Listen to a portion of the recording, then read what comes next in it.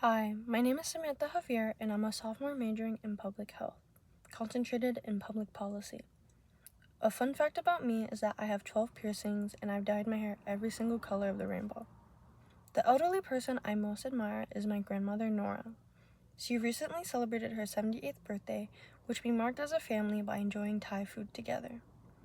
Nora was born on August 28, 1947, in Mindanao, an island in the Philippines.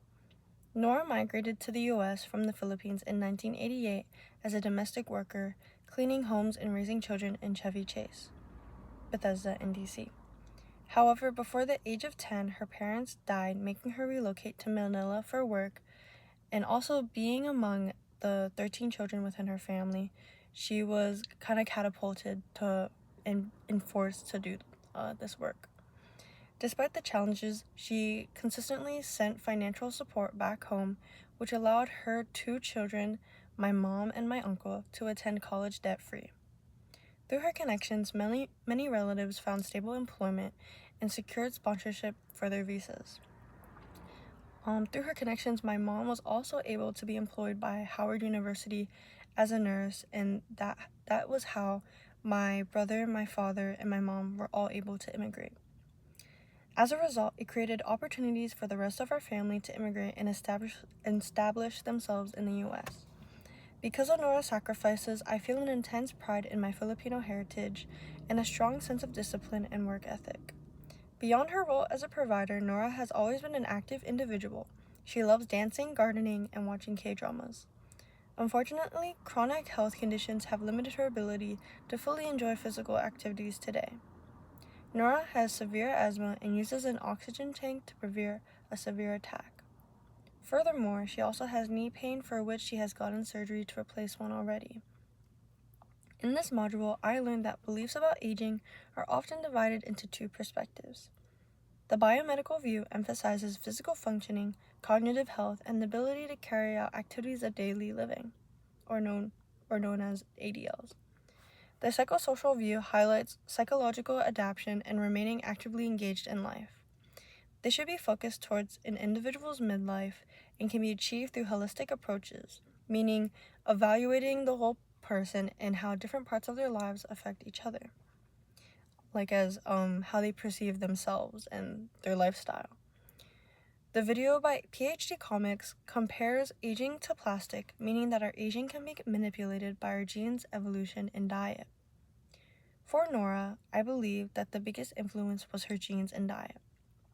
In our family, people tend to have a lifespan of about 80 to 90 years. My great-great-grandmother lived to be about 105, and then my great-grandmother lived to be about 103. But because Nora immigrated in her late 40s to early 50s with no family in the States to look after her, her later adult years weren't focused on exercise or a good diet. It was surviving to provide for her family. So as a result, because her focus was on surviving, her diet relied on easily accessible pre-made food like McDonald's or microwavables. I can remember my diet being similar in my childhood to early teens due to our financial situation. Though she wasn't aging in the healthiest way, Nora was psychologically well adapted and made friends everywhere she went. With her friends, she was actively engaged due to dancing, karaoke, and she often went to the casino. When she went dancing, she often took me as well to help kind of push her to be more engaged. But because of the impact of her physical condition, it's difficult to see friends as most of them require transportation.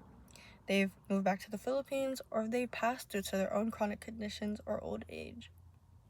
Therefore, most of her time is spent at home tending to her plants, doing chores, or watching YouTube shorts. Overall, Nora may not be in the best of health at the moment.